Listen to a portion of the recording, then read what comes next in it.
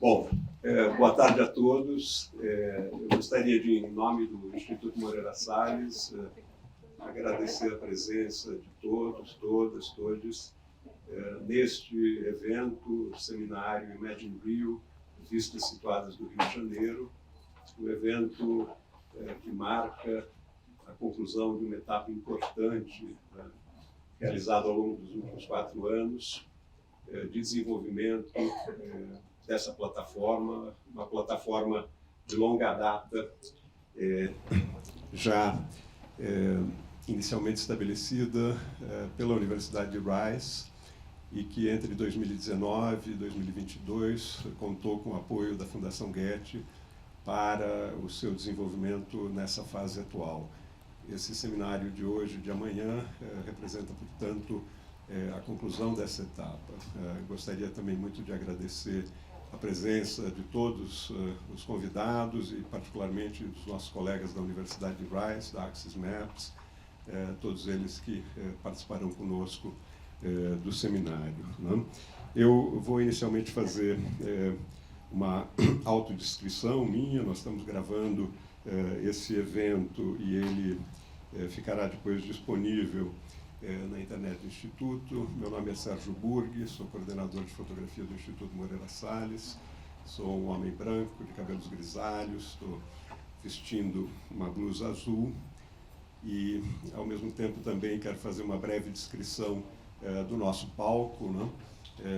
Um palco com uma tela branca, um púlpito onde se apresentarão aqui os palestrantes, né? E temos também a nossa tradução em Libras, né? E as tradutoras que estarão conosco hoje, né? Graciele de Menezes, que é uma mulher negra, de cabelos castanhos escuros, avermelhados, crespo, curto, cortado à máquina lateral, vestindo uma blusa preta.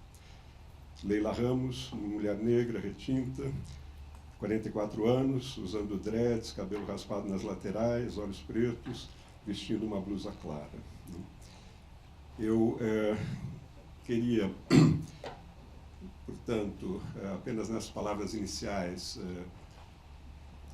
fazer um forte agradecimento a esse projeto, que é uma colaboração entre diversas instituições no Brasil e internacionalmente.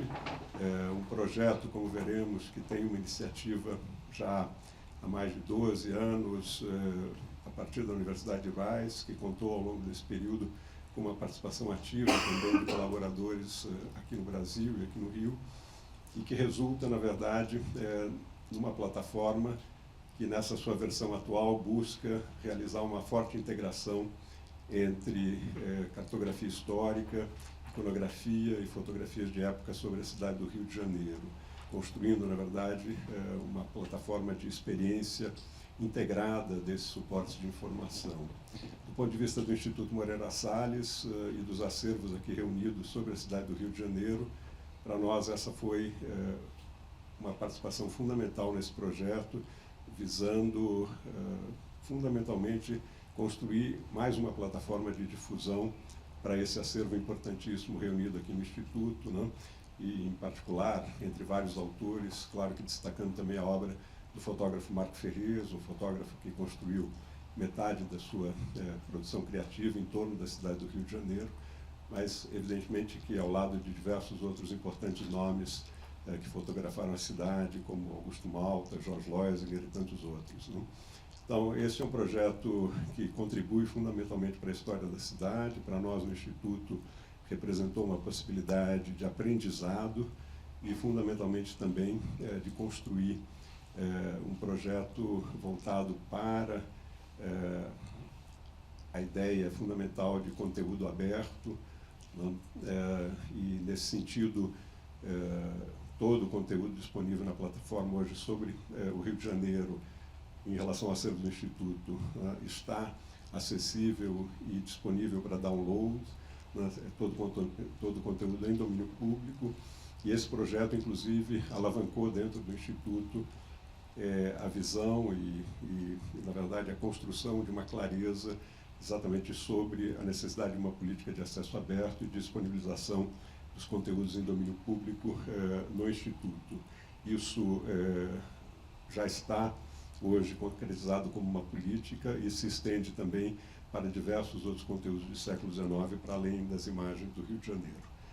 Então, portanto, em nome do Instituto, da direção do Instituto, quero novamente agradecer a presença de todos vocês e informar que o nosso programa hoje ele se desenvolve, né, a partir de uma apresentação do projeto, que daremos início agora, e que depois, após o intervalo, nós teremos aí 3 mesas de discussão importantes sobre conteúdo na plataforma, sobre educação e sobre sustentabilidade.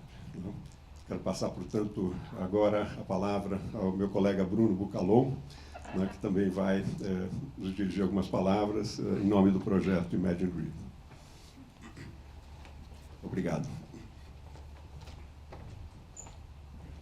Boa tarde. Eu sou o Bruno Bucalon. Eu sou um homem cis, branco, com cabelo castanho escuro, vestindo uma camisa xadrez e calça vermelha. Eu sou doutorando em História na Universidade de Rice e durante 2018, quando o projeto foi aprovado em 2020, eu fui o gerente do projeto Vistas Situadas do Rio de Janeiro aqui no IMS. O nosso encontro hoje é um marco de conclusão desse projeto e que, como vocês vão perceber, é feito de várias pecinhas e de uma rede importante de parceiros e amigos que estão aqui e vão falar com vocês também. Antes de mergulharmos nos detalhes desse projeto, que serão muitos, eu gostaria de propor algumas reflexões mais gerais para guiar a nossa conversa ao longo do evento. Primeiro, eu queria lembrar que o Imagine Rio é um mapa digital criado a partir de documentos coloniais de caráter oficial, muitas vezes, e, em sua maioria, são mapas históricos que apresentam representações do passado feitas por pessoas que, ao longo da história, tiveram a chance de se fazerem visíveis. De certa maneira, os mapas sempre simplificam a realidade de alguma maneira. E eles podem criar vazios que são intencionais, de algum jeito. Por isso é urgente que a gente se pergunte de que maneira que a gente, ao utilizar essas cartografias históricas, a gente não reproduz a lógica colonial em que elas foram produzidas e inseridas. E acho que para a gente, uma extensão dessa pergunta é quais são as implicações éticas e práticas que esse trabalho de pensar a origem desses documentos nos impõe fazendo esse projeto. A partir desse mapeamento histórico que a gente faz com os mapas antigos, o projeto que vocês vão conhecer hoje se propôs a localizar fotografias no espaço e no tempo. Para além do valor artístico e cultural dessas imagens, acho que a nossa principal contribuição foi encontrar maneiras de ler essas fotografias como se fossem mapas. A gente acredita que essas imagens elas podem complementar a informação cartográfica, de alguma maneira, com outros pontos de vista, ampliando o nosso conhecimento sobre as transformações urbanas e sociais da cidade do Rio de Janeiro. Esse processo de fazer esse projeto foi revelando que, assim como a cartografia, a fotografia também é marcada por uma série de privilégios e que reproduzem muitas vezes esses mesmos apagamentos que aparecem nos mapas. De certa maneira, então, como representar os espaços da cidade que foram pouco documentados ou mesmo totalmente apagados dos arquivos intencionalmente? E até onde a gente consegue avançar nessa proposta? Como que a gente segue adiante nisso? A nossa equipe já teve a chance de conversar muito sobre essas questões e a gente tem clareza de que o potencial do Imagine Rio e desse projeto transcende os nossos interesses pessoais de pesquisa. A continuidade desse trabalho só é possível através da construção de uma rede tanto de indivíduos quanto de instituições que tenham interesse em manter essa pesquisa viva e relevante. Então, queria reforçar que a nossa plataforma é um projeto colaborativo de todos aqueles interessados na história do Rio. Estudantes, professoras, pesquisadoras, moradoras, turistas, artistas, ativistas, todas as vozes são bem-vindas. Antes de darmos início às apresentações, eu gostaria de fazer 2 pedidos. Primeiro, que vocês questionem as nossas escolhas, cogitem alternativas e se apropriem desse trabalho como um processo em andamento. E segundo, que vocês usem os intervalos que a gente tem para conhecer quem está do seu lado e pensar de que maneira, enquanto cidadãos interessados na história dessa cidade, a gente pode colaborar junto nesse projeto. Por fim, eu queria compartilhar com vocês uma mensagem que eu escrevi na lousa da nossa salinha aqui, no meu último dia de trabalho aqui no IMS, em julho de 2020, quando todo mundo estava em casa, assustado com as incertezas da pandemia. Pessoas queridas, cuidem bem de tudo que construímos juntos nesses meses tão intensos. Lembrem-se que o Rio de Janeiro é de todos, mesmo. Vou sentir saudades, vocês são incríveis. Quando tiverem dúvidas, leiam a documentação. Abraços pós-pandêmicos, Bruno. É uma grande alegria estar com vocês aqui hoje. Tenham um ótimo e frutífero evento.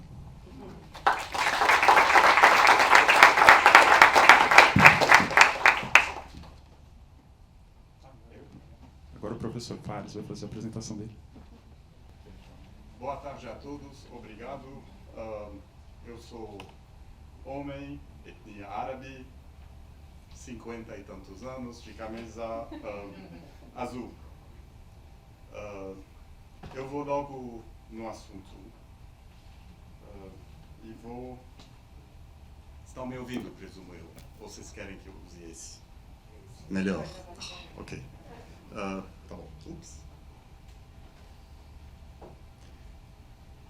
Tá, então, de novo, para a apresentação de hoje, vou retornar à pré-história do projeto e vos mostrar, eventualmente, suas 3 iterações, que estamos agora na versão 3. E tudo começou em um jogo americano de papel, no restaurante da nossa universidade, quando minha colega Alida Metcalf e eu pensamos que seria uma boa ideia trabalharmos juntos sobre um projeto brasileiro. Na época, as Olimpíadas não tinham acontecido, a World Cup, a Copa do Mundo também não, tinha uma brasilomania pelo mundo, e nós pensamos, vamos tomar vantagem disso e trabalhar juntos sobre algo brasileiro. Listamos tópicos que poderíamos investigar, Maps of Rio over time, mapas do Rio no tempo, projetos urbanos, Doxiade, Sérgio Bernardes, Corbusier, Agache, etc. Patterns of occupation over time, padrões. Bom, ok, padrões de ocupação no tempo, enfim, e real estate property. Coisa fundiária, sei lá, essa coisa. Bom, porém, sem saber nada sobre dados ou bases de dados. Então a coisa pegou forma um pouco... a gente decidiu de fazer isso em etapas. Aqui tinha a etapa 1, planning, etapa 2, cursos que a gente daria juntos. Etapa 3, um simpósio, etapa 4, uma exposição, e etapa 5, uma publicação. É assim que a gente imaginou o projeto no modo mais clássico possível. E tinha mais algumas coisas, tipo manifesto antropofágico, blá blá blá. Enfim,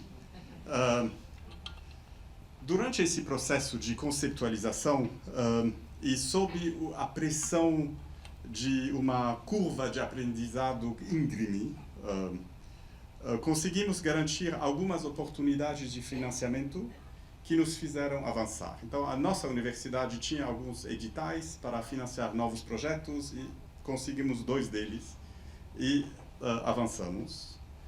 Sentimos, então, a necessidade de situar o material histórico em um ambiente temporalmente preciso e com a ajuda do GIS Data Center da nossa biblioteca, e não sei como, a gente passou do que não era nada mais, nada menos que um repositório de imagens a um sistema de informação geográfica. como realmente não tínhamos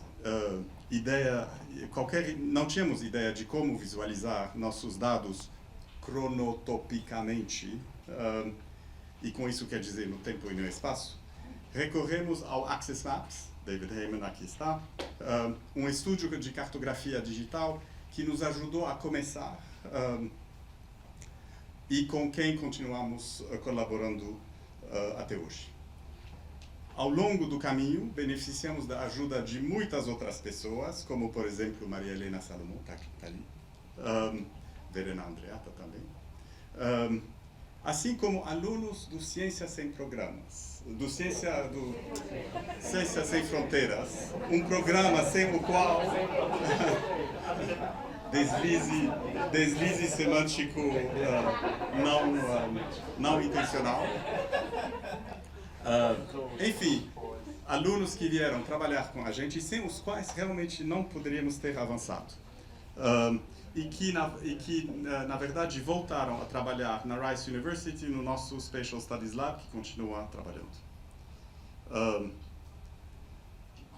Bom, o tal do projeto, sobre os que alguns de vocês, presumo, conhecem, que outros talvez não, na verdade, é simplesmente um lugar onde 3 tipos de documentos podem ser misturados digitalmente. Mapas históricos, a iconografia do Rio, assim como os planos urbanos para o Rio, sejam eles planos do poder, isto é, da municipalidade, ou de arquitetos como, sei lá, Le Corbusier e Sergio Bernardes, que um dia decidiram elaborar amplas propostas para o futuro urbano da cidade. Os mapas podem ser históricos e atuais. A iconografia pode incluir documentos como aquarelas, desenhos, fotografias. E estou mostrando para vocês o esquema que a gente montou antes de criar qualquer coisa. Era só um diagrama de como essa coisa que era nosso projeto deveria funcionar. E teria também os planos urbanos, sejam eles construídos ou não. O que explica um pouco o nome do projeto Imagine Rio, que é um Rio imaginado. Para que possam ser misturados, esses 3 tipos de documentos, todos eles precisam ser digitalizados, localizados no tempo e no espaço geográfico, com longitudes, latitudes e também, eventualmente, elevações.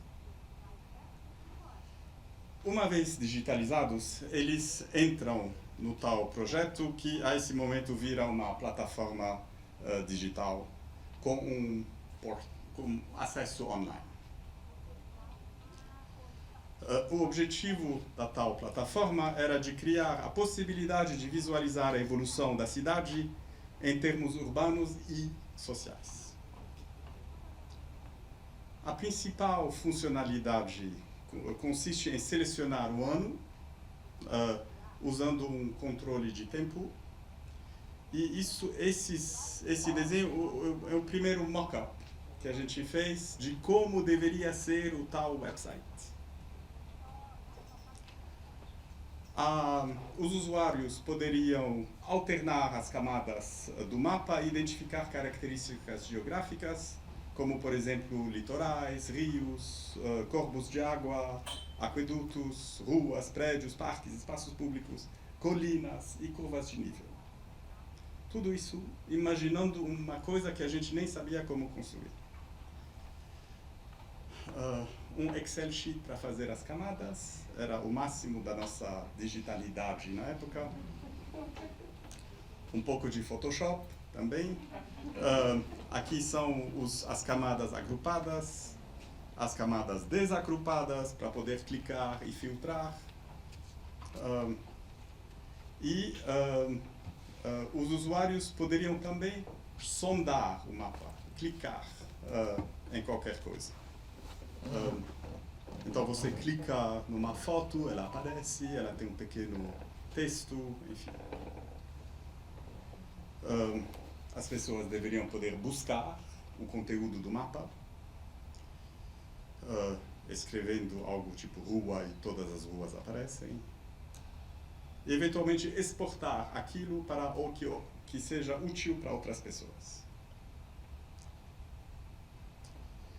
E finalmente teríamos um aplicativo móvel e poderíamos envolver usuários de uma forma ou outra. Isso tudo foi inventado, não tínhamos dado nenhum, não tínhamos mapa nenhum, não tínhamos nada. E até uma decisão, desde o início, deveria ser bilíngue, porque somos gringos sim, porém. Então, a plataforma tem um nome em português também, que ninguém usa, esse, imaginário. Enfim, nunca deu certo. Apesar da beleza da palavra, mas... então, um título aportuguesado.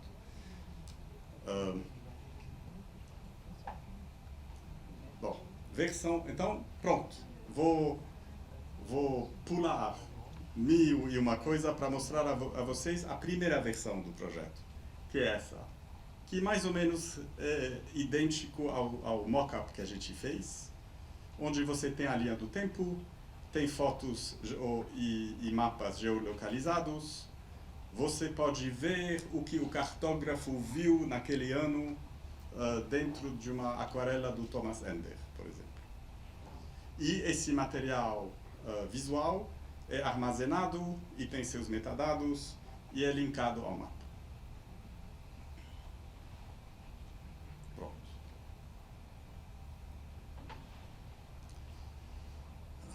Ups. Bom, 10 minutos? É muito, não se preocupe. Então, a esse momento, depois da versão 1, tivemos um encontro fortuito. Alida, David e eu e a Jean estávamos aqui no Rio durante um congresso de cartografia internacional, blá blá. E na sala tinha o Bruno, que acabou de falar. E ele falou, pelo amor de Deus, vem comigo. Vou te levar ao Instituto Moreira Salles, porque naquele exato momento eles tinham essa exposição Rio Primeiras Poses, onde, apesar de não ser nada próximo, estavam fazendo a mesma coisa. Mapa contemporâneo, a foto, e cones de visão e a foto. Juntos começamos a trabalhar. Tem várias etapas que eu vou pular, mas a gente acabou fazendo a versão 2, que é essa.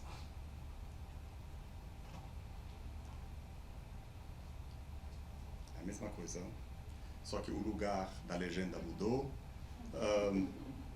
só que tinha mais material, dessa vez, do Instituto Moreira Salles. Funciona do mesmo jeito, tem uma linha do tempo, e isso é só para mostrar para você que tem também os planos urbanos para o Rio, como, por exemplo, o plano do Lúcio Costa de 1970, mais ou menos, que você pode comparar a realidade daquele tempo.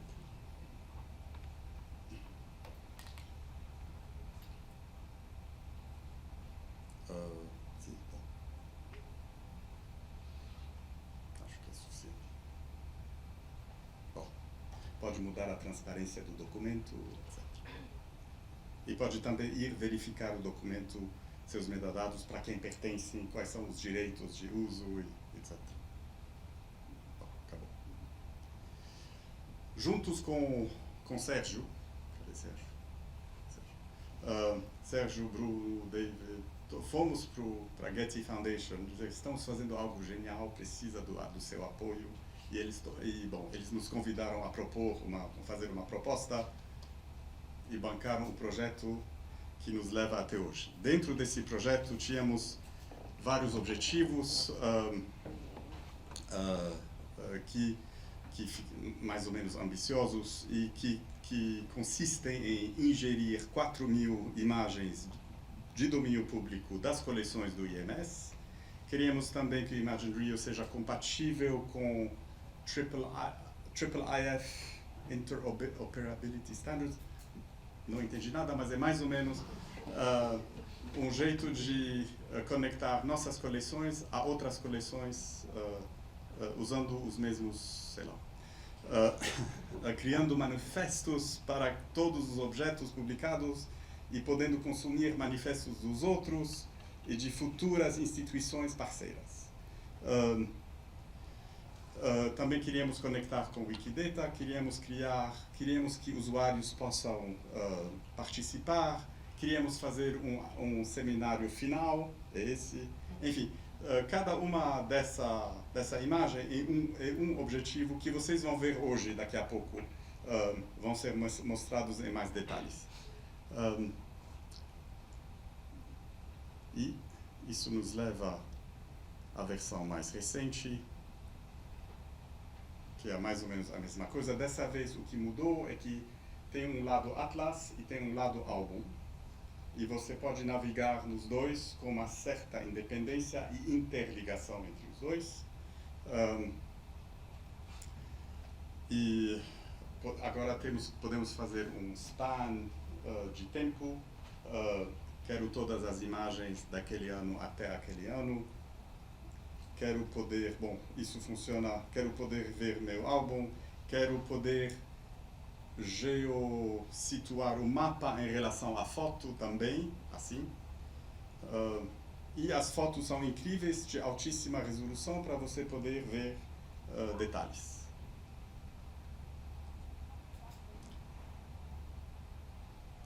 E cada foto tem seus metadados, que também são conectados à Wikidata.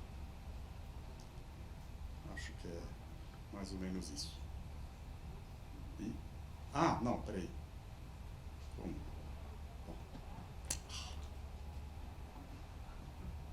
Ok, never mind. I messed up.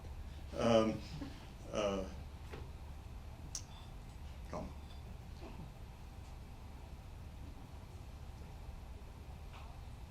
Vou começar de novo.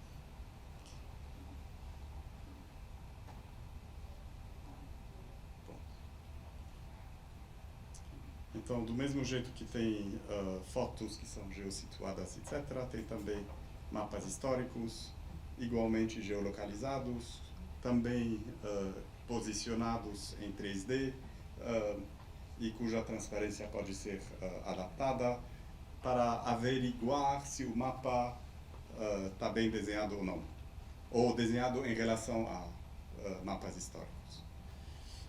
E agora temos mais ou menos as 4.000 imagens geossituadas. Então, acho que estou dentro do tempo. Obrigado.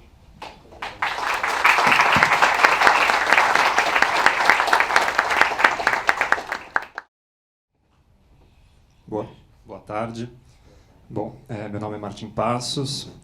Eu sou funcionário do Instituto Moreira Salles. Sou um homem branco, de cabelos castanho claro, encaracolados, visto uma camisa listrada branca e azul, uma calça verde, estatura média. E, bom, fui o gerente desse projeto após o Bruno, então a partir de 2020, meados de 2020, até sua conclusão nesse ano. E vou, então, na verdade, chover um pouco no molhado aqui do que o Fares acabou de nos mostrar, mas também, então, falar um pouco desse projeto que nós desenvolvemos com o apoio da Fundação Getty, do lado aqui do Instituto. Então, como o Fares já mencionou, tudo começou em 2015, por uma certa coincidência. Eu, na verdade, não estava no Instituto ainda, mas foi feita essa exposição com primeiras poses do Rio de Janeiro, né, desde a fotografia, na verdade, chegou na cidade bastante rápido depois de sua invenção, e por ser também a capital do Império, depois da República, foi uma cidade bastante fotografada para a época. Entre outras coisas, havia na exposição essa instalação imersiva que se aproveita da qualidade ótica dos negativos da época, né, que eram de grandes dimensões, então você consegue realmente mergulhar nessas imagens com muito detalhe, e isso foi aproveitado nessa sala que, enfim, navegava por essas imagens, detalhes que muitas vezes nem o fotógrafo imaginou que seriam examinados de repente de tão perto. E também, acho que o que mais se aproxima aí realmente essa mesa com as imagens do acervo já localizadas no mapa, para você poder ver o ponto de vista escolhido do fotógrafo, a orientação, o ângulo de cobertura. E Então, nessa conferência que houve esse encontro fortuito do Bruno com Fares, e onde tudo começou, a princípio numa colaboração ainda pontual, nessa segunda versão do Imagine Rio, em que as fotografias eram localizadas manualmente, então era uma aproximação visual, né, dos pesquisadores, dos catalogadores que estavam trabalhando com esse acervo, de inferir, a partir da imagem, realmente, de onde ela teria sido feita. Isso é um trabalho bastante trabalhoso, então, obviamente, levava muito tempo, o volume de imagens possível de ser feito assim menor, e também a precisão. Muitas vezes você não tem informações nenhuma sobre a imagem, então você simplesmente não consegue, assim, não sendo de conhecimento de quem está olhando a imagem qual que é aquele edifício, você não consegue necessariamente chegar num ponto de tomada da imagem. Então, uma das primeiras coisas, né, acho que visualização de dados, lição número 1, adquira dados para visualizar, né? Então, na verdade, aqui tem a minha versão em português dos objetivos. Eu vou falar um pouco do TripleF, talvez, espero que explicar um pouco melhor. Mas, realmente, como o Sérgio também já mencionou na abertura, uma das coisas que guiaram esse projeto desde o começo foi o acesso aberto, né? Então, a gente se comprometeu a publicar, só trabalhar com imagens em domínio público para que elas pudessem ser disponibilizadas abertamente, que os dados geográficos fossem disponibilizados abertamente, que o código que faz o site fosse disponibilizado abertamente para que outras pessoas, outras comunidades pudessem replicar esses projetos em outras cidades. Aqui uma breve cronologia do projeto, então, começando com a exposição, esse encontro, essa primeira colaboração de imagens da exposição que já tinham sido, né, geolocalizadas, a gente já tinha informações para mostrá-las no mapa, e aí, então, a chance de fazer essa apresentação para a Getty em Los Angeles, que resultou na bolsa que financiou esse projeto nos últimos anos. E aí, ao longo do projeto, além de geolocalizar as imagens do Instituto e disponibilizá-las online, a gente foi firmando parcerias com instituições locais também, que vocês vão ter a oportunidade de ver apresentações aqui posteriormente à minha. Infelizmente, o Observatório de Favelas, que foi um dos nossos parceiros, não pôde estar presente hoje por questões de Covid, enfim. Mas eu vou tentar, pelo menos brevemente, mencioná-los aqui também na minha apresentação. Então, voltando à questão de adquirir os dados, uma das primeiras coisas que a gente fez foi determinar um método que fosse mais eficiente e preciso para adquirir esses dados geográficos de cada imagem. Por sorte, o Google Earth tem uma ferramenta chamada Photo Overlay, que permite você sobrepor uma imagem na interface dele. E também, por sorte, existe um mouse que uma empresa aí faz, que é como se fosse um joystick de videogame, que permite você navegar no Google Earth como se fosse um drone virtual. Então, isso nos dava uma flexibilidade e uma facilidade de sobrepor essas imagens até que elas realmente se encaixassem no modelo 3D ali atrás. A gente tem esse controle de opacidade, e aí, se você gastar um tempinho, você consegue realmente encaixar muito bem as imagens e conseguir uma precisão bastante alta nessas informações. E esse processo gera um arquivo que contém todos os dados que a gente precisava para tanto mostrar o ponto no mapa, quanto para criar essas representações visuais que vocês veem no mapa, que a gente chama de cone de visão, né, que é uma mancha que, enfim, busca representar qual que é a área visível ali naquela imagem. Aqui separei 2 exemplos que mostram realmente a possibilidade de você encaixar muito bem, né, a imagem no modelo 3D do Google. E isso nos deu, então, uma confiança também de precisão sobre os dados que a gente estava levantando. E aqui um exemplo que até em nível de rua, né, que o modelo fica um pouco mais poluído, tem uma resolução menor, mas dependendo da situação você consegue até no nível de rua encaixar muito bem as fotos. Vocês veem que as janelas ali se alinham super. Isso aqui, por sorte, é um edifício que ainda existe hoje, não está nos melhores estados de conservação, mas é a Ladeira do Livramento, tá? Para quem estiver curioso. Uma foto do Malta aí, a gente vê que, na verdade, algumas regiões permanecem muito parecidas em relação às imagens que nós temos.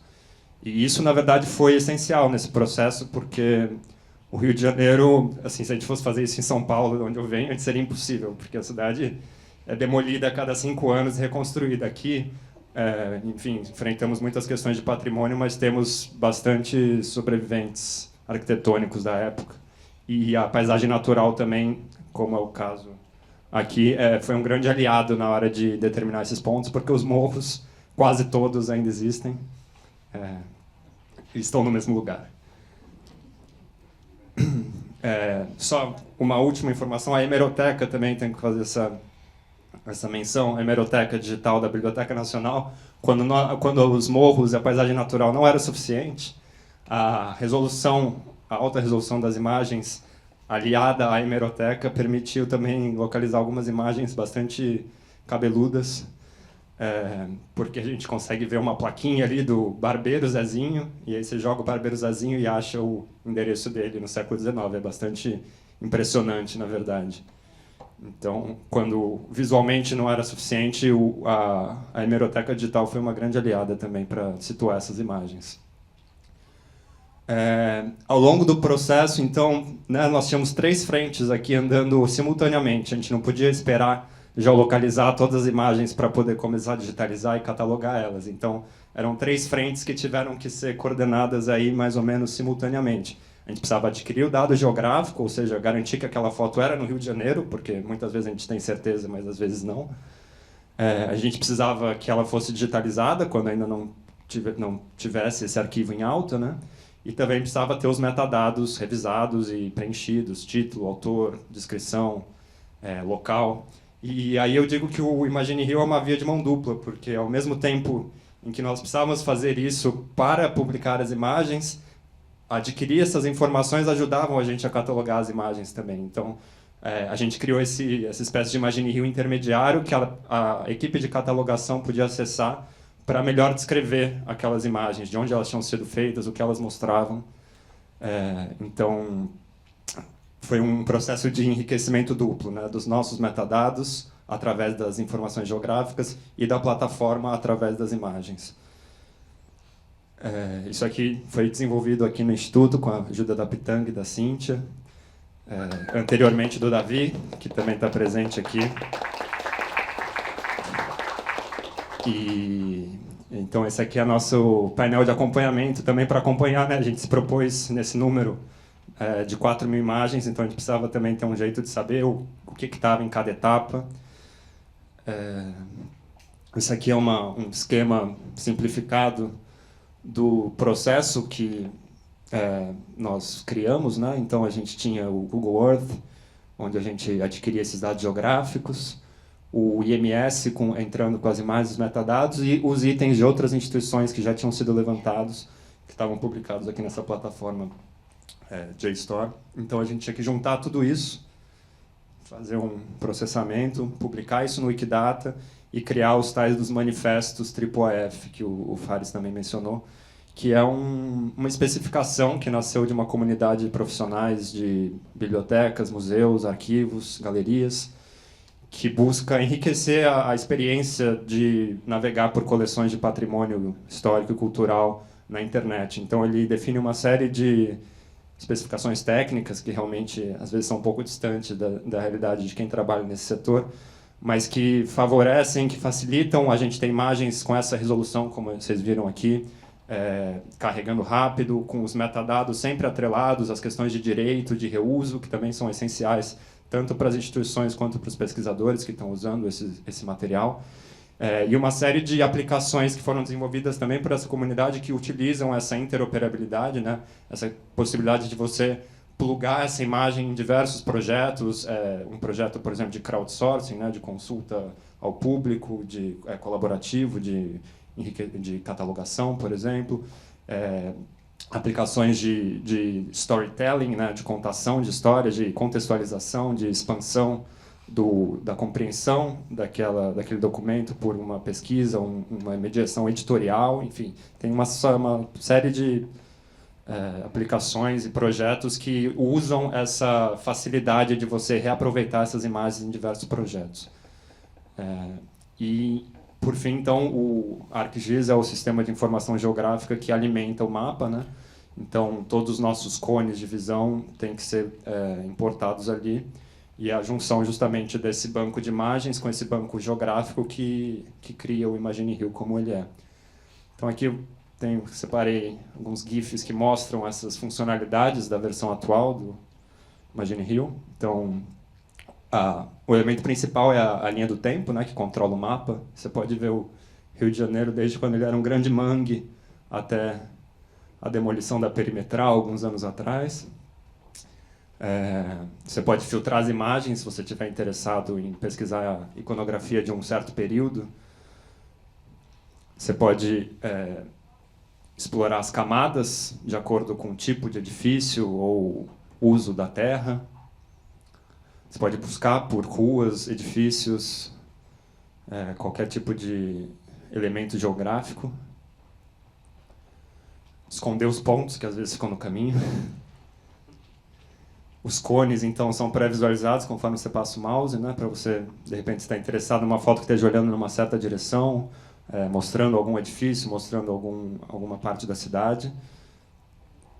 Você pode girar o mapa também para ter a mesma perspectiva do fotógrafo, né? Isso ajuda muito para você entender quais são os edifícios que estão retratados naquela imagem, para qual direção você está olhando.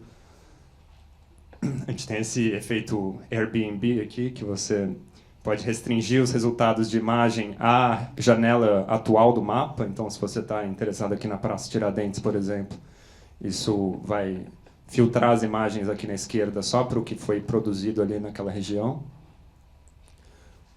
Dá o zoom generoso nas imagens, né? Isso é possível, novamente, por essa especificação que a gente adotou.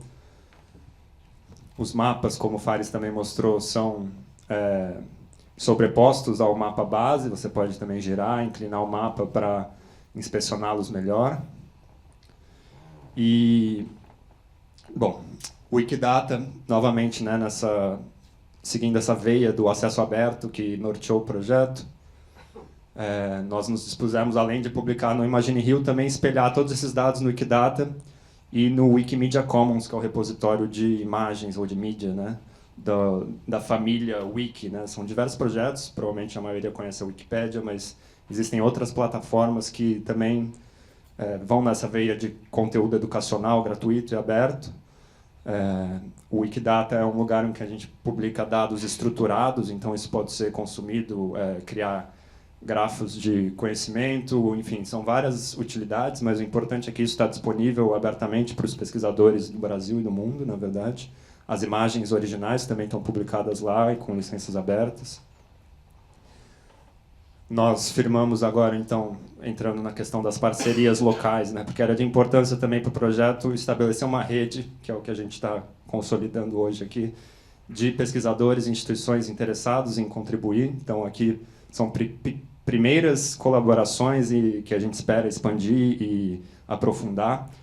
Mas houve, então, essa conversa com o Observatório de Favelas, mais específico com Imagens do Povo, que é uma iniciativa de uma escola e coletivo de fotógrafos popular da Maré. Então, houve essa aquisição de um conjunto ainda pequeno, modesto, de 50 imagens da região da Maré, porque também, como já foi dito aqui, nós somos muito fortes nessa questão da fotografia do século XIX, mas isso também acaba por esconder grandes partes da cidade. A gente, enfim, tem ciência disso e tem todo o interesse em expandir as representações, além de geograficamente, para além do tempo, né? Hoje o Imagine Rio está muito concentrado no século XIX por essa questão do domínio público das imagens que foram selecionadas. Então aqui a gente começa a povoar o mapa com imagens de outras regiões, de outras épocas, de outros produtores. Também dados históricos de desenvolvimento da Maré foram incorporados na base geográfica do Imagine Rio para melhor representar a evolução histórica dessas regiões. Aqui entrando um pouco mais para o lado tecnológico da coisa, ao longo do projeto nós entramos, na verdade desde o começo, em contato com uma técnica, uma tecnologia chamada monoplotagem, que permite, a partir de fotografias não estereoscópicas, como essa aqui, mas com posse de um modelo de terreno, né, um modelo tridimensional da cidade, você inferir a posição do fotógrafo, não mais visualmente, como nós fizemos no Google Earth, mas agora com uma mágica matemática. E, bom, tinha uma aplicação ainda bastante... com essa carinha aqui de Windows 95, feita por um departamento de história ambiental da Suíça, né, que acompanha degelo dos Alpes, enfim.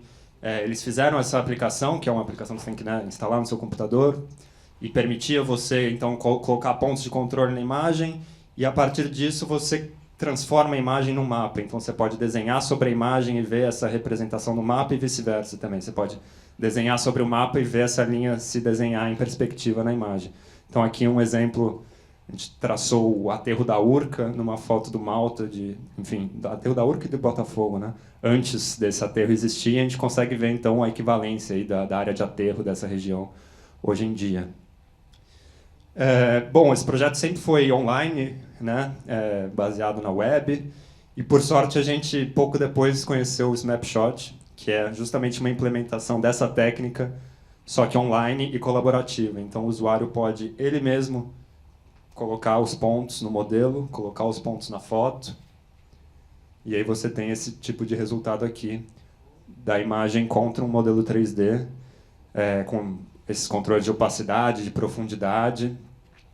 E talvez o produto mais interessante dessa técnica seja que, em vez do cone meio genérico que a gente cria, né, que não leva em consideração o terreno, a gente pode, tendo esse modelo tridimensional, ter a mancha exata do que está visível na foto. Então, uma foto que está olhando para o Pão de Açúcar não vai enxergar além do Pão de Açúcar. Então, a gente começa a ter uma representação cada vez mais precisa do que está retratado naquela imagem.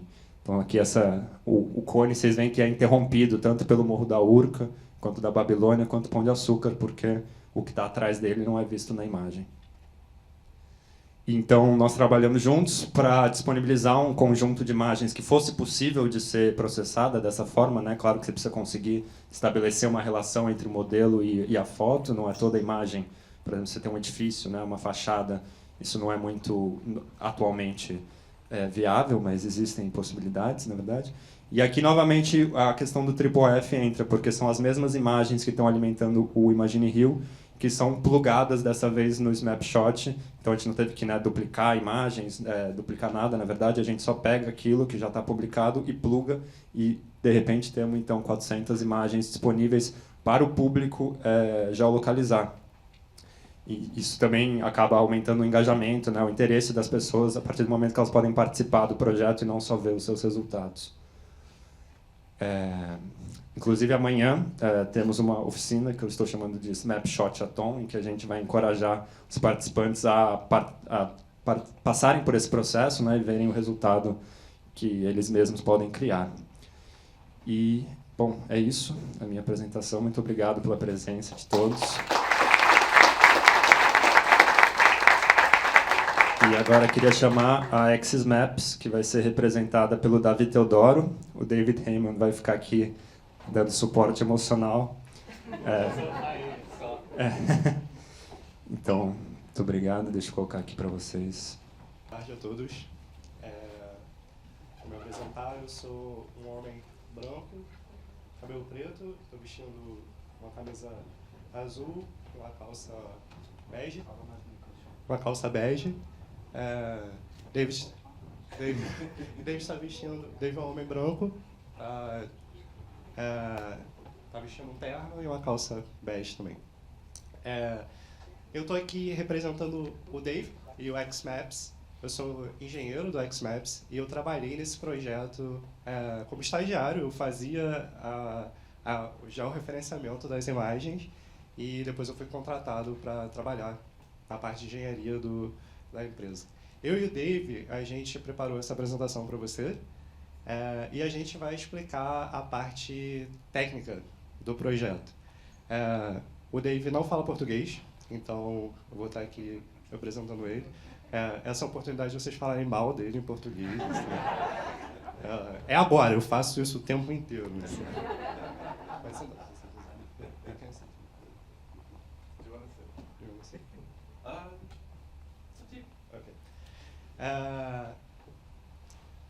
Então, tudo que foi mostrado aqui vem de uma trajetória de 10 anos, na verdade. O Dave trabalha nesse projeto há 10 anos. Ok. Não sei passar aqui. Calma aí, que eu estou tendo um problema com tecnologia. É normal, assim. Tecnologia é isso. Eu vou falar disso também, inclusive. Se você não pode resolver, ninguém pode. É isso, gente. Vocês estão na minha mão aqui.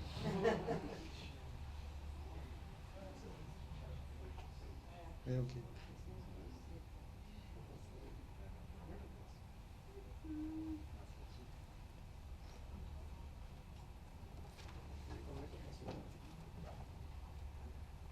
Eu não sei passar slide.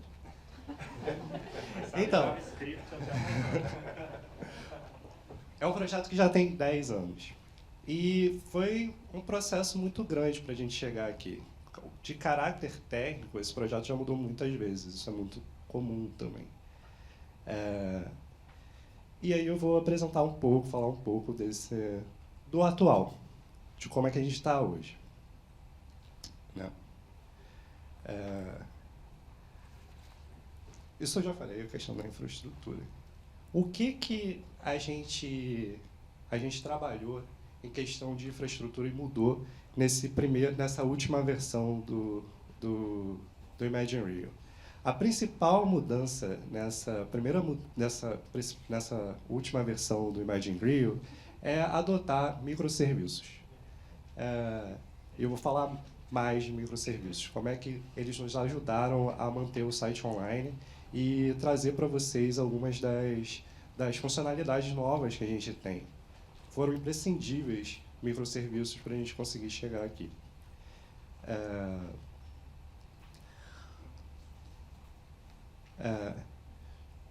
Aqui o que a gente tem é uma imagem que mostra esses microserviços de uma maneira esquemática.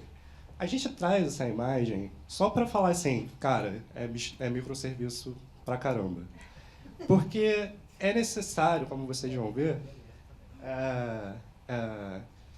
processar uma quantidade imensa de dados.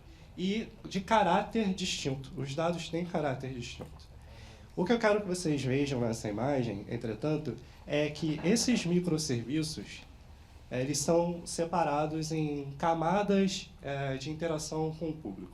O que a gente tem mais para cá, vocês precisam entender. Mas o que a gente tem mais para cá é uma coisa mais privada, de caráter mais privado.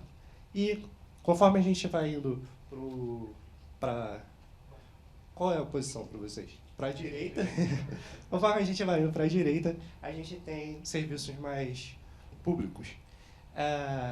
Essa relação também é permitida pela segmentação desse servidor grande que vinha das versões anteriores para esse servidor separado em pequenas funções, pequenas funcionalidades, que a gente chama microserviços.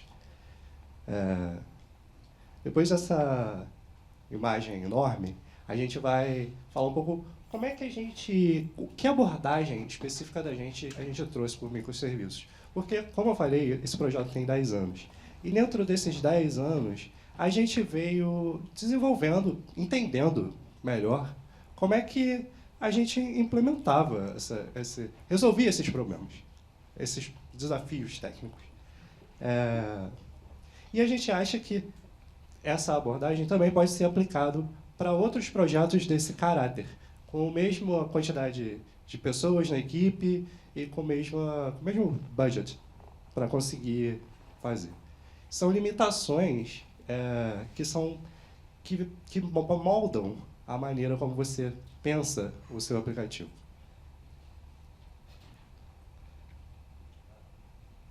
Uma das características principais da questão dos microserviços essa imagem é fake, tá?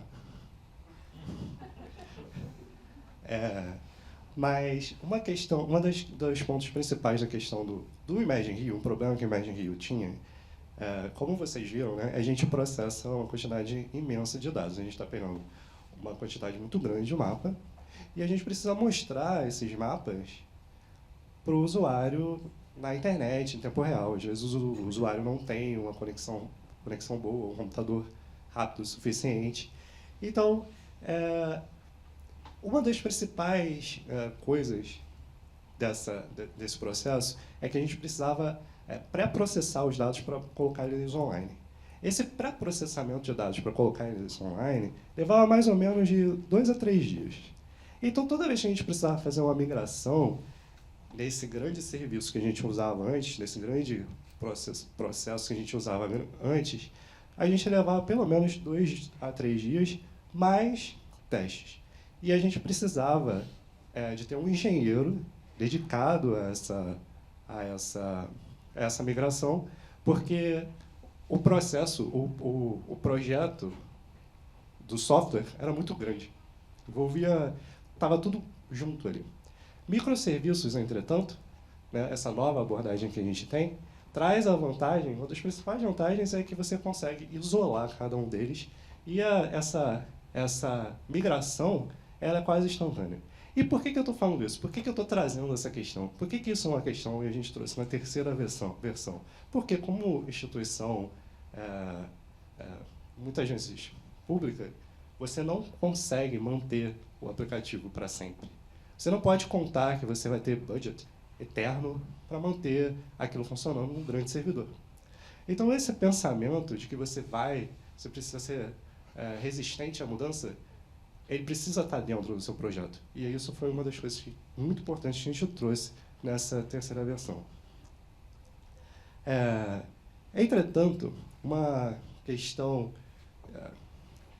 dos microserviços é que eles podem trazer uma certa confusão para dentro do seu desenvolvimento, porque eles são vários. Então, para você gerenciar eles, a gente trouxe algum conhecimento do que a gente tinha de outros projetos. Um deles é a infraestrutura como código. Essa é a imagem de verdade. Assim. Nem todos são feitos. Infraestrutura como código. Do lado de cada uma das nossas funções, microserviços são várias pequenas funções. Assim. Do lado de cada uma das nossas funções, a gente mantém um arquivo de dados que vai servir como documentação para aquele serviço que está sendo usado ali. Isso é importante porque, sem isso, você rapidamente perde a relação entre os vários microserviços. Você precisa manter essa documentação. E, conforme você vai atualizando, ter essa documentação dentro do código que você escreveu é imprescindível. Nenhum engenheiro gosta de ficar escrevendo documentação. Ninguém faz isso. Então, a gente precisa ser realista quando a gente trabalha num projeto desse porte. E uma dessas questões diz respeito à infraestrutura dentro como código. Outra vantagem dos microserviços é a questão de trazer os arquivos de forma estática. A gente não mais faz um hiper processamento toda vez que faz uma requisição para o servidor. A gente, na verdade, agora usa esses pequenos serviços para segmentar os arquivos antes deles serem enviados. Então, a gente faz um pré-processamento. Esse pré-processamento pode ser feito sobre demanda, o que é muito importante, porque você não precisa manter esse grande servidor rodando o tempo inteiro. Você pode fazer uma requisição sobre demanda, e essa requisição sobre demanda é muito menos expensiva, né? Muito mais barata de ser feito do que se você fosse manter um servidor gigante, como era o que a gente fazia nas outras versões.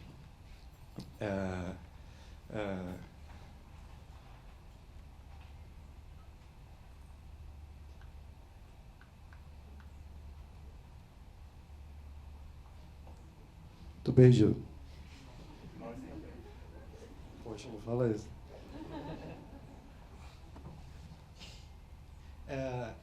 Esse enfoque na infraestrutura, como a gente vem falando, a gente tem mudado essa relação de manter um grande servidor hospedando tudo e ter passado para a utilização de microserviços. também moldou a maneira como o projeto é abordado na sua construção. Como o IMS, por exemplo, aborda a questão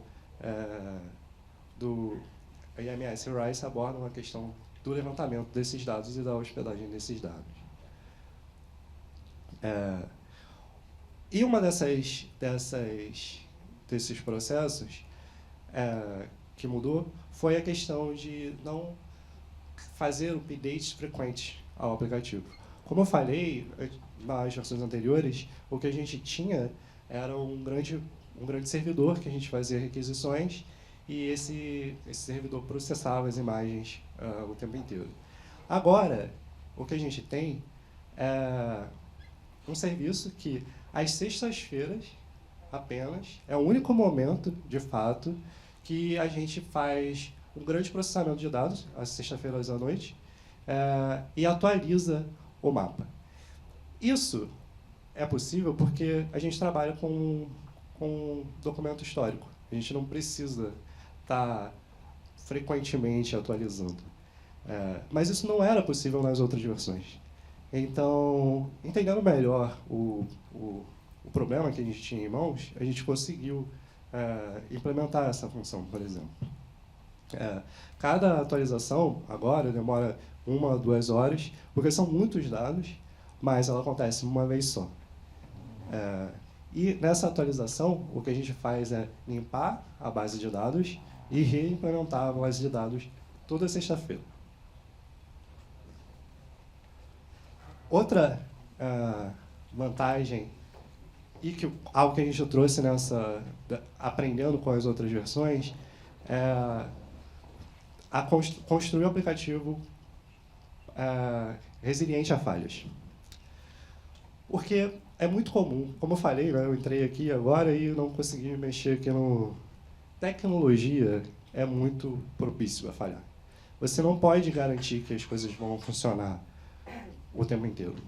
Mas você pode produzir os seus aplicativos, gerenciar os seus aplicativos, pensar eles ao redor disso. E foi algo que a gente trouxe nessa última versão. Como eu falei, as atualizações elas só precisam ser feitas às sextas-feiras.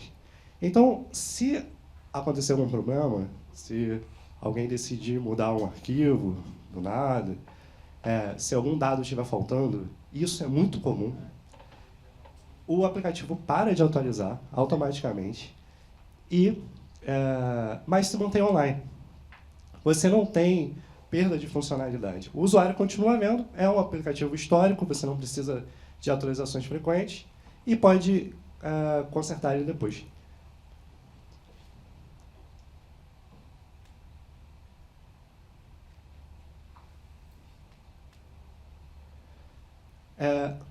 Nesse sentido, né, isso tudo que eu falei tem a ver com a parte de infraestrutura mais interna, né? A maneira como a gente mudou a nossa maneira de trabalhar, de hospedar os mapas, e a maneira como a gente mudou a forma como a gente projetava o aplicativo.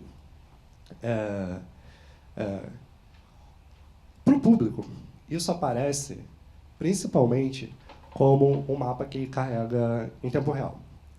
As versões anteriores não tinham essa propriedade. A gente tinha que clicar, o usuário clicava, guardava, saía do mapa, né, porque ninguém tem muita paciência para isso, e perdia a interatividade. Essa nossa última versão traz mapas em tempo real. E aí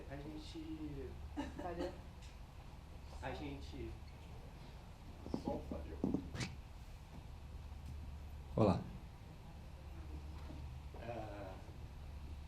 E a gente consegue isso tanto usando microserviços como algo que a gente chama de vector tiles.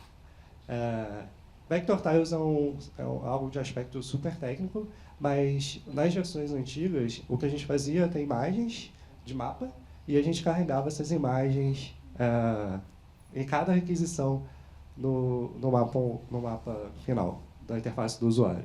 Hoje, o que a gente tem o que a gente chama de vector tiles. E esses vector tiles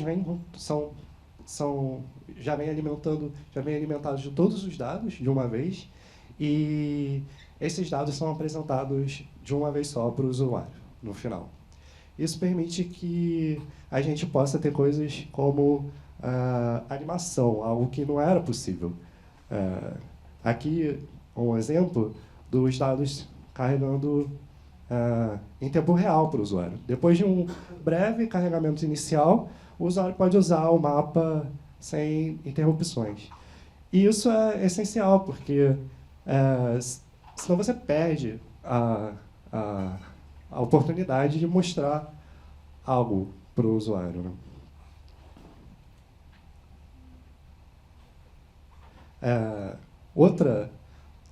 Outra ferramenta que a gente consegue trazer usando microserviços e vector tiles, essa nova tecnologia, é os fly-throughs.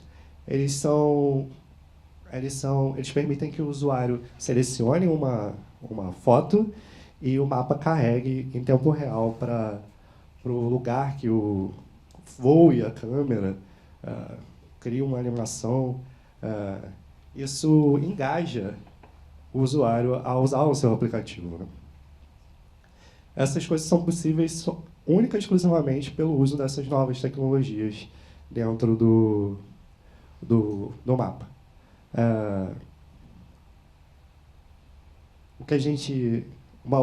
Eu acho que dá para ver nesse vídeo, é que a gente vai ter uma visão em 3D, quase um 3D, algo que a gente trouxe novo nessa última versão.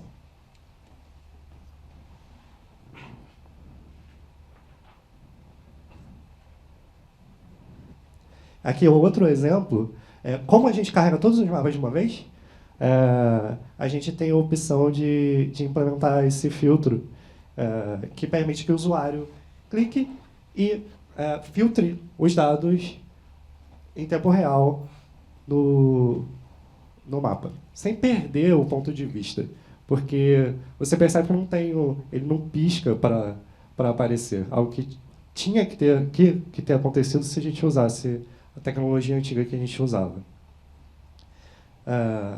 Essas são questões que promovem o engajamento à ferramenta. Algo essencial para o uso dela. Outra atualização que a gente trouxe, outra atualização técnica, foi a questão da interface. Como vocês viram, a interface não mudou tanto. Isso foi algo que a gente decidiu. A gente queria manter as coisas familiares. Para isso, a gente tanto usou elementos da interface anterior, como o Martin falou, né? A gente tem essa opção Airbnb, que a gente... Aqui seriam as fotos e ali a identificação do mapa, dá para ver bem nesse outro slide. A gente tem as fotos e onde cai o mapa. Foi algo que a gente trouxe. Tentar manter a familiaridade do usuário no mapa. E, por fim, essa experiência de onboarding, né? Permitir que tenha uma explicação inicial do que o usuário pode usar ali. Ferramentas que, se você não usar, você está perdendo a grande funcionalidade do aplicativo.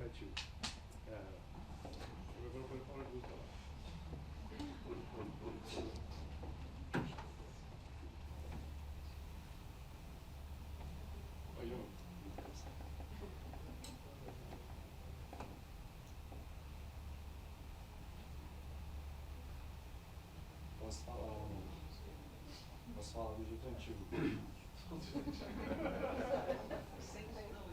Sem cara, tecnologia tem.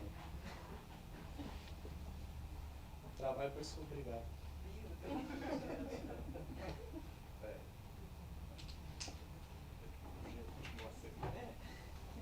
Continua assim. Davi, acho que esse é o seu site. Oi. Oi. Onboarding, né? a gente trouxe essa última versão com o intuito de engajar o usuário, permitir que ele use o aplicativo de fato. Porque o Imagine começou com uma grande ideia, 10 anos evoluindo, e a gente foi repensando como implementar algumas coisas, que coisas novas trazer. Onboard foi uma delas. E nesse uso de tecnologia novo que a gente tem, por fim, permitir que o mapa carregue rápido. As versões anteriores eram muito lentas. E ninguém espera o aplicativo carregar. Então, isso é um grande update para o usuário final. Poder usar o aplicativo e ele carregar rápido, responder as coisas que você estava perguntando a ele. E é isso, gente. Essas são as principais coisas técnicas que a gente trouxe. E muito obrigado.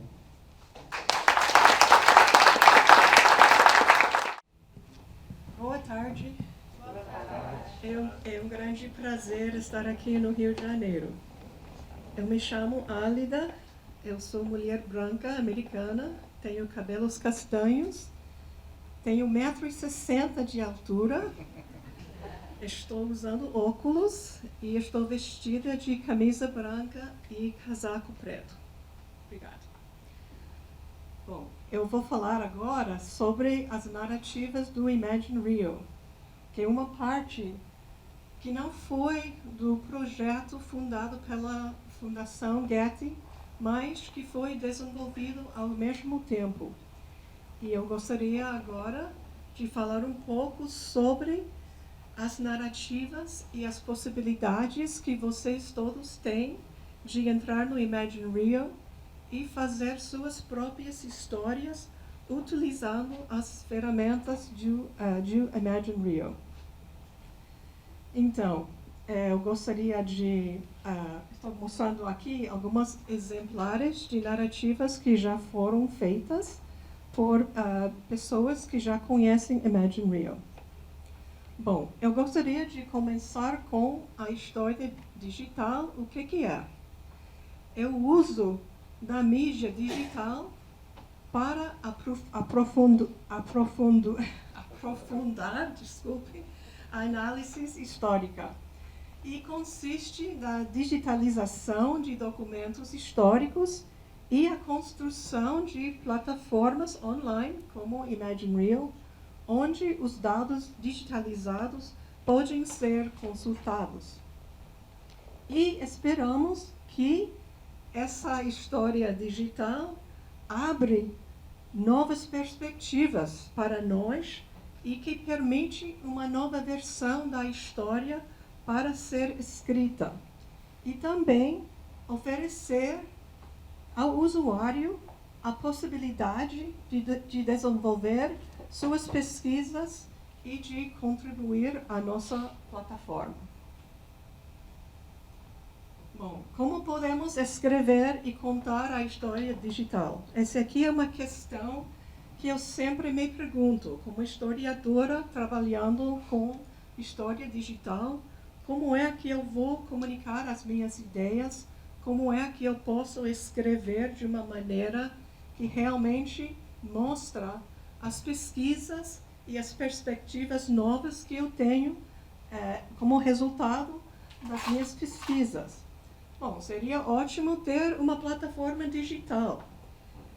Para quê? Para poder ver os documentos digitalizados, para também poder visualizar e mostrar as novas perspectivas, e para oferecer os resultados não só a uma comunidade acadêmica, mas também a um público maior.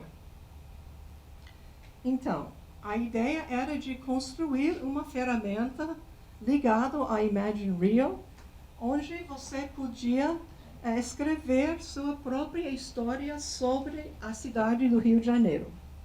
Bom, não precisa ser um expert para fazer isso. Só tem que entender mais ou menos as mais importantes partes de Imagine Rio. Então, como vocês já sabem, Imagine Rio tem um álbum de imagens e um atlas digital. E os dois vão ser combinados na sua narrativa. E no Imagine Rio, você tem essas imagens já geolocalizadas que você pode ver no mapa. Então, a vista histórica fica do álbum e geolocalizada no mapa. E como tem mostrado Fares e Martim e Davi, temos as camadas geográficas de Imagine Rio, que são disponíveis na nossa ferramenta de narrativas do Rio. E os mapas históricos georreferenciados, que nós já temos manipulados e georreferenciados, aparecem no Imagine Rio e você vai poder utilizar na sua narrativa. Então, aqui estamos vendo o mapa histórico, né, de 1816, eu acho, 17, e também georreferenciado no nosso álbum, no nosso mapa digital. E também, utilizando as camadas, você pode ver onde estava o aqueduto da Carioca e ver exatamente de onde descia, desde o Corcovado, mais ou menos, a Caixa Madre de Deus, até o Largo da Carioca. Bom, vamos ver agora as narrativas. E, como vocês podem ver no nosso splash page, né, tem uma seção de narrativas. E entrando nas narrativas, que agora vocês vão ver amanhã, está tudo em português, nós temos uma galeria de narrativas já feitas. Bom, o desenvolvimento da ferramenta Narrativas do Imagine Rio é para vocês. É para escrever sobre a história do Rio utilizando Imagine Rio. É gratuita, é aberta e é, a partir de hoje, bilíngue. E é uma ferramenta que compartilha nossas camadas geográficas e os mapas históricos já georreferenciados. Os primeiros passos foram ao lado da bolsa da Fundação Getty, mas a Fundação Getty não patronizou. Bom, obrigada. Did not fund essa parte, mas foi através de umas bolsas, né, do Centro das Humanidades da nossa Universidade de Rice, que a gente conseguimos algumas bolsas pequenas para desenvolver as narrativas. E foi o Dave, de Access Map, que escreveu todo o programa, o código que está atrás de narrativas do Imagine Rio. Então, vocês podem ter confiança que está bem feito. E o mais importante para mim era que o desenho tinha que ser simples. Eu não quero gastar horas tentando de entender como funciona o aplicativo. Tinha que ser simples, tinha que ser fácil e tinha que ser para o usuário, não para o técnico, mas para mim, para vocês, para nossos alunos, para qualquer pessoa que queira escrever uma história sobre a cidade do Rio. Então, chegou a pandemia, né? Mas o Dave conseguiu, na Inglaterra, de finalizar a versão beta no ano de 2020, né? Logo depois, bom, era naquele verão, né? O primeiro inverno aqui da pandemia.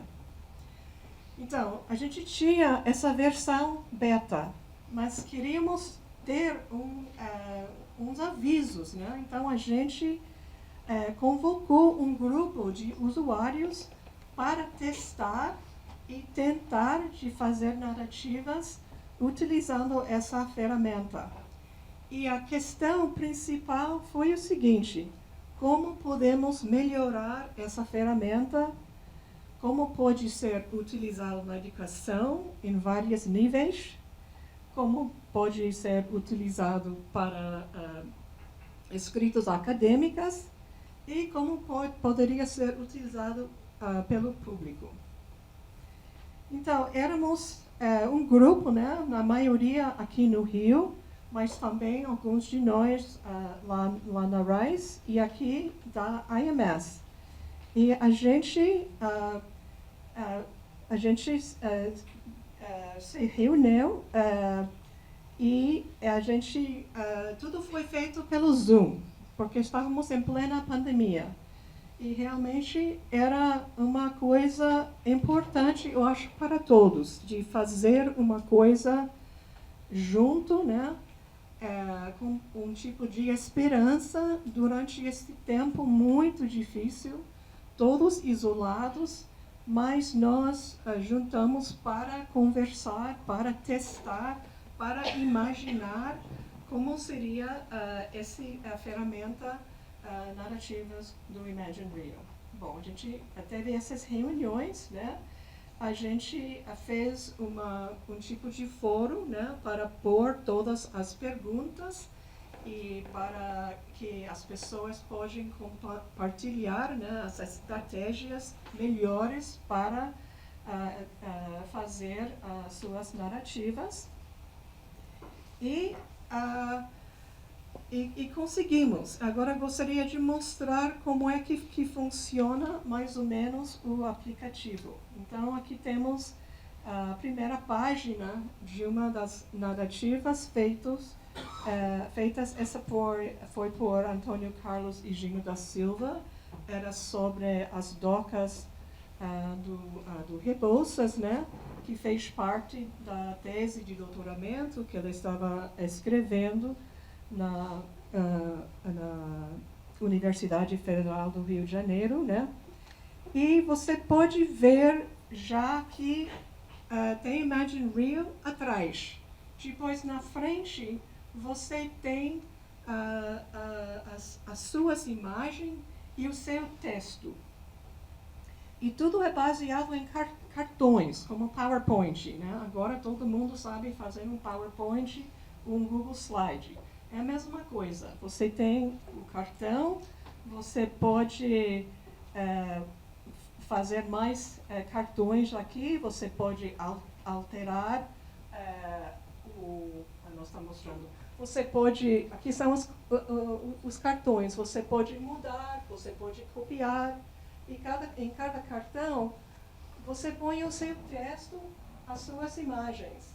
Então, é aqui onde você vai contar sua história e, ao mesmo tempo, você tem a possibilidade de orientar e anotar o mapa do jeito que você quer.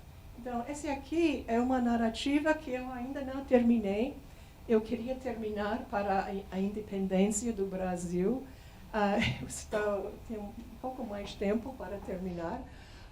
Sem perder o tempo, mas eu queria mostrar onde estava o Porto do Rio, então eu podia fazer essa anotação no mapa. Eu também queria dizer para alguém que estava lendo onde estava a ilha de Villers-Gignon. Então eu faço tudo aqui nesses cartões e eu posso mudar os cartões se eu quero. E eu posso montar imagens. Então, aqui temos uma imagem, né, um panorama do Rio de Janeiro e um mapa orientado para que você está olhando na imagem ou que você está vendo no mapa. E você pode utilizar os mapas georreferenciados. Aqui é um exemplo muito bom do Naylor, da narrativa que ele fez sobre a Avenida Presidente Vargas, e ele tem um texto, né, dizendo que em 1790 não era assim, e está mostrando o Campo de Santana utilizando esse mapa histórico georreferenciado. Então, mostra muito bem uma nova perspectiva da cidade, né, que o leitor pode realmente compreender facilmente. E aqui temos a narrativa da Maria Helena, e ela estava escrevendo sobre o desenvolvimento das primeiras favelas e a história dos cortiços no Rio. E aqui você pode ver como ela montou um documento histórico. Então, dá para o leitor ver o Morro da Formiga no mapa georreferenciado e esse documento que é sobre a nomenclatura das ruas, né, do Rio. E aqui temos um cartão temos a narrativa da Verena Andreatta, que infelizmente está em Barcelona e não aqui com nós hoje. Mas você vê como ela combinou a vista da cidade através do mapa georreferenciado, né? E você tem aqui, ela está escrevendo sobre Machado de Assis, então tem essa estrutura esse texto de Machado de Assis, mais uma imagem que ela selecionou. Então abre uma versão muito criativa, né, do passado, muito poético do passado, combinando esses elementos de texto, imagem, mapa histórico orientado, anotado do jeito que ela queria.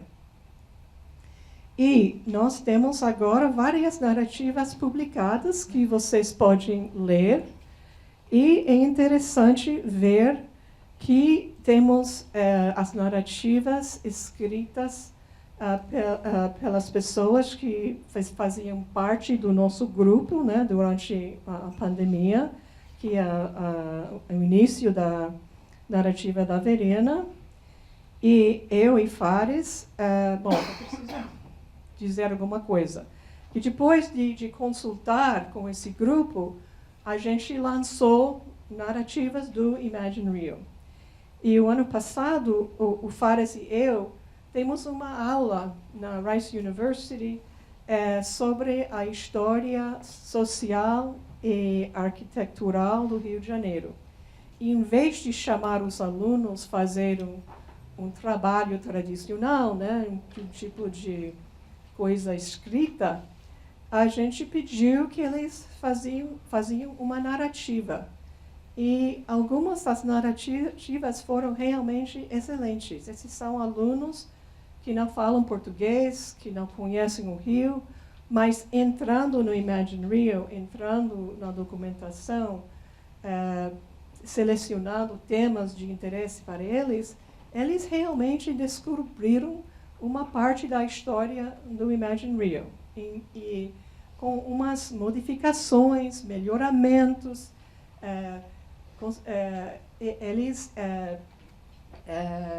eles revisaram as narrativas até um ponto em que podiam ser publicados na nossa galeria. Então, tem uma narrativa sobre a história do café e de lojas de café no Rio, e outra narrativa sobre carnaval no Rio. E uma coisa que eu queria fazer, mas estava com muito medo de fazer, era de realmente dar uma apresentação acadêmica utilizando só a ferramenta narrativas do Imagine Rio. E foi a semana passada, no congresso do Social Science History, no Chicago, que eu dei o meu trabalho, o meu paper, né, utilizando só narrativas do Imagine Rio. E o tema era de como podemos mapear não só a cidade do Rio de Janeiro, mas também a Baía da Guanabara.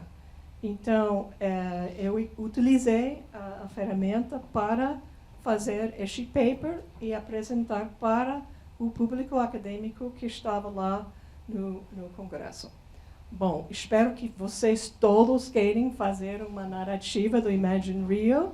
E se estão interessados, podem vir amanhã aqui e Bruno Bucalon vai liderar uma oficina sobre as narrativas do Imagine Rio e você já pode começar a escrever sua história sobre o Rio de Janeiro. Muito obrigada.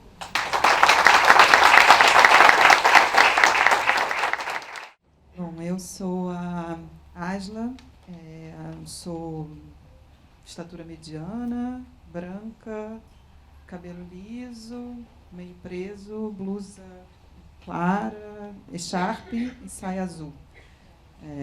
Estou junto com o meu aluno, sou professora da Escola de Matemática Aplicada da FGV, estou acompanhada aqui do meu aluno que desenvolveu o trabalho todo junto com a gente, Tomás Ferrante. Olá, boa tarde, meu nome é Tomás, eu sou um homem branco, cis, de cabelos castanhos, usando uma camisa vinho, uma calça preta. Vou estar passando a palavra de volta para a Asa. Bom, a gente desenvolveu esse trabalho junto com... A gente foi convidado pelo Bruno, na verdade, para começar a participar desse projeto. A gente entrou nesse projeto em 2019. Eu fiquei super feliz aqui de ver as coisas da Primeiras Poses, né? Rio Primeiras Poses, né? Eu vim com as minhas filhas nessa exposição. Eu tenho uma foto, depois eu mostro para o Bruno, delas pequenininhas, vendo as coisas. Foi uma experiência sensacional mesmo, muito legal ver essas coisas se desdobrando.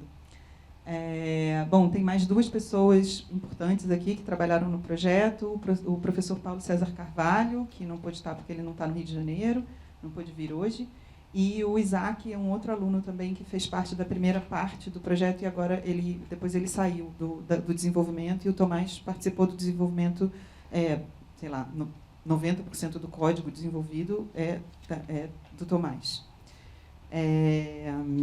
Então, a gente desenvolveu basicamente um produto e um desdobramento do produto, assim, uma certa aplicação que eu vou explicar um pouco o que a gente fez. Uma delas é tentar fazer maquete tridimensional simplificada a partir das fotos e começar um diálogo disso, de tentar pensar em como posicionar maquetes tridimensionais em cima desse ferramental todo do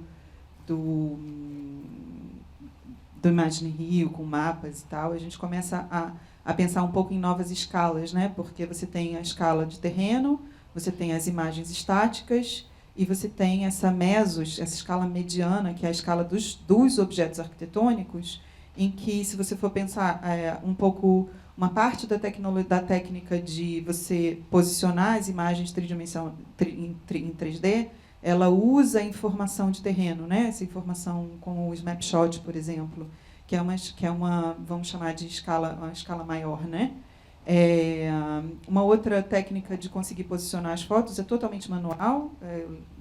É impressionante a habilidade do Martim, quando você vê ele posicionando as fotos, é impressionante.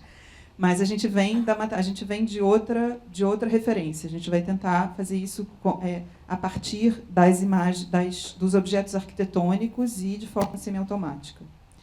Então, basicamente, a intenção aqui é, a partir de uma determinada imagem que tem do Imagine Rio, a gente conseguir extrair de forma semiautomática um modelo simplificado e, futuramente, tentar conseguir inserir isso em todo esse ecossistema que vai se criando dentro do Imagine Rio, né?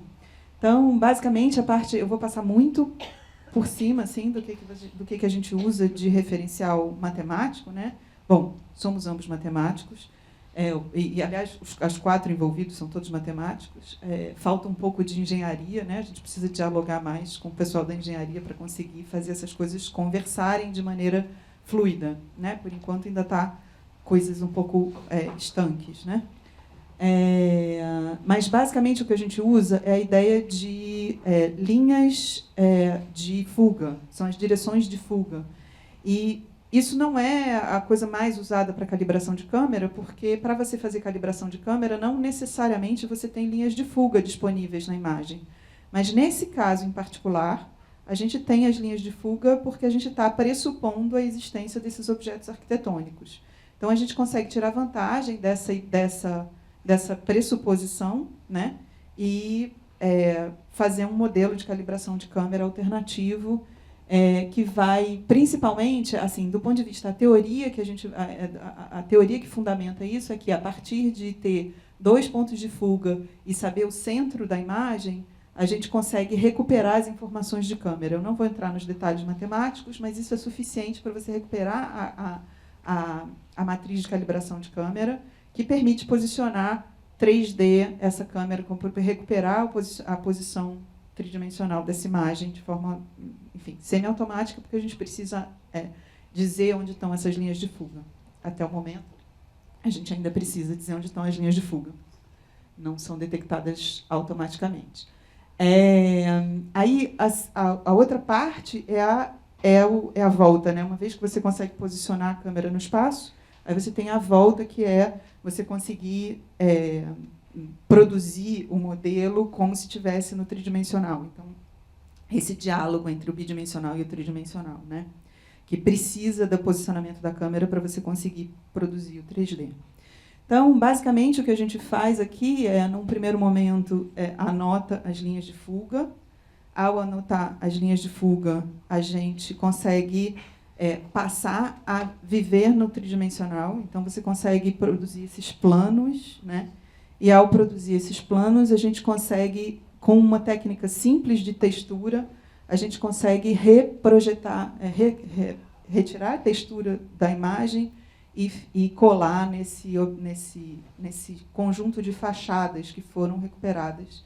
Então, você consegue projetar lá no seu modelo 3D, né? No seu modelo simplificado, porque ele depende de oclusão, ele depende de muitas coisas, você consegue recuperar só algumas fachadas. Uma vez que você tem isso, se você tiver só uma das dimensões reais do objeto, você consegue inferir as outras. Então, se você tiver uma dimensão de uma porta, uma dimensão de uma janela, a partir daí você consegue fazer medidas, porque esse modelo que a gente recupera é um modelo sem escala, né? Ele pode ter a menos de escala. Então, quando você consegue especificar uma das medidas, você passa a ter a escala do objeto. Então, o que a gente produziu foi uma interface web que faz todas essas etapas. A gente não, quem fez foi Tomás.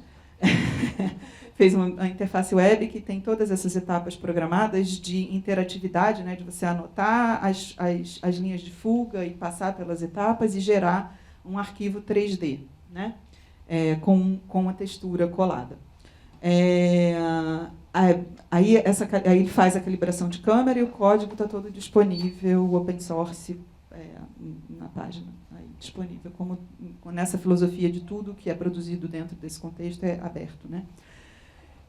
Aqui está um screenshot da interface, que é web, que está disponível. Como vocês veem, somos claramente matemáticos e não designers. Então, a gente tem aqui as etapas, né? Você tem cada etapa do projeto pode ser gravado então, você pode só anotar as linhas de fuga e gravar no arquivo, depois você carrega essas linhas de fuga e todas as etapas podem ser salvas, né, para você não precisar fazer tudo de uma vez. E aí a gente tem alguns exemplos disso funcionando nas imagens do Imagine Rio, né, nas imagens do IMS, no acervo todo do projeto. Então, aqui é um dos exemplos recuperado, em que a gente recupera esse objeto arquitetônico aqui, a partir dessa fachada, e algumas medidas ali. Então, tem todo o pipeline funcionando, né? Aqui é um outro exemplo, que a gente recuperou, aqui é o 3D e medidas, né? A partir de... Essas medidas são chutes, tá? A gente imaginou uma medida e não tem nada documental. E aqui outros exemplos que a gente documentou. Então, o que tem é sempre a primeira etapa lá em cima, de detecção anotação das linhas de fuga, aí essa construção das faces.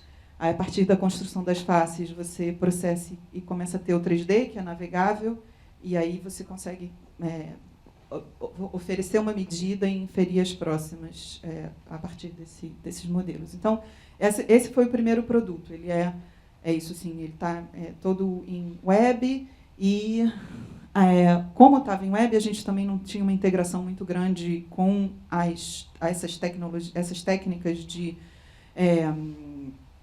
IIIF e carregar as imagens na web com alta resolução.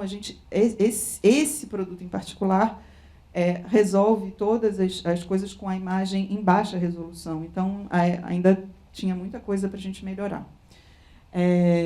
Então, o comentário sobre os resultados alcançados, aqui a gente tem essa ideia de recuperar a calibração de câmera a partir de linhas de fuga. Funciona muito bem para essas imagens. O modelo simplificado produz uma maquete virtual compatível com o ponto de vista da imagem original, ou seja, quando a gente bota com transparência do mesmo ponto de vista, ela fica super compatível, e a gente consegue boas estimativas de medidas. Possíveis extensões aqui que a gente gostaria de fazer em algum momento, e são possibilidades, exportar esse modelo 3D para algum formato padrão que possa dialogar com o terreno, de alguma forma. Então, eventualmente, plantar esse modelo 3D dentro do terreno, de alguma forma. Colocar o modelo em escala a partir das informações de planta baixa, porque os terrenos têm planta baixa, né? Você tem as plantas baixas que têm medida. Então, eventualmente, a gente pode conseguir conectar essas informações.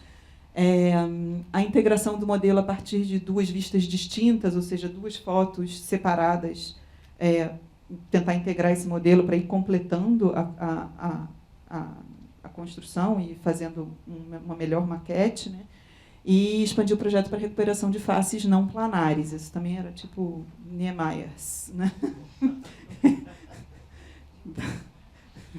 Vamos ver. Um passo que a gente deu, assim, foi que a gente de fato conseguiu dar, foi nessa segunda etapa. A gente pegou uma outra aplicação, demanda um outro conjunto específico de fotos do IMS, que são fotos estereoscópicas. Isso já dá um pequeno passo na direção de tentar pensar em duas vistas, mas essas duas vistas são muito próximas ainda, né? E aí o que a gente fez até o momento foi propagar. Então, o que a gente quer é propagar a calibração que foi feita em uma imagem e isso propagar automaticamente para a segunda imagem. Então, a primeira imagem, a gente continua tendo o mesmo trabalho de anotação, mas a segunda imagem ela é calibrada sozinha, né, automaticamente. Então, aqui a gente tem um fluxo aqui de informação. A gente pega, o que a gente faz é herdar a maneira de anotar da primeira etapa do projeto, né? Então, a gente anota as linhas de fuga todas, faz o processamento na primeira imagem. Só que agora a gente viu vantagem em fazer tudo, então a gente reimplementou tudo em Python para poder usar as imagens em alta resolução, porque tem uma etapa aqui de otimização. Então, o que a gente faz aqui, deixa eu mostrar o que está acontecendo. Aqui a gente tem uma anotação manual da imagem, e aí, como a imagem está em alta, você consegue fazer uma otimização usando processamento de imagem para alinhar melhor e melhorar a calibração de câmera. Então, tem uma otimização da calibração e propagação para a próxima imagem. Então, basicamente, aqui, para esse aqui é um típico exemplo estéreo. Aí, o que a gente faz aqui, a primeira coisa é uma segmentação dessas duas imagens. As imagens de estéreo desse caso particular, subconjunto particular daqui do IMS, elas vinham casadas sempre mais ou menos com essa estrutura. E aí tem um pré-processamento automático de segmentação dessas imagens. Então, segmenta as imagens, joga uma das imagens lá no Texture Extractor para achar a calibração de câmera. Bom, aí está aqui as etapas, né? A gente acha as linhas de fuga, achou a calibração de câmera. Se você for ver o processamento que acontece ali, ali que está as informações da câmera calibrada. Aí você tem uma otimização dessas arestas. Aí, uma vez otimizadas as arestas do lado de cá, elas são projetadas para o lado de lá, e isso não é muito robusto, então a gente tem ainda um trabalho a ser feito aí de melhorar a robustez dessa passagem de um lado para o outro, porque às vezes a linha vai parar em outro lugar, então tem espaço ainda para melhoria. E aí, uma vez projetadas para o outro lado, você otimiza automaticamente. Então, uma vez marcadas as informações principais aqui, o resto é automático. O que mais? Bom, então, aqui a gente também tem o código disponível publicamente, desenvolvido em Python. Temas ainda em investigação são robustez da propagação das linhas de fuga, melhoria de calibração em ambas as imagens estéreo-calibradas. Basicamente, foram essas as duas etapas implementadas.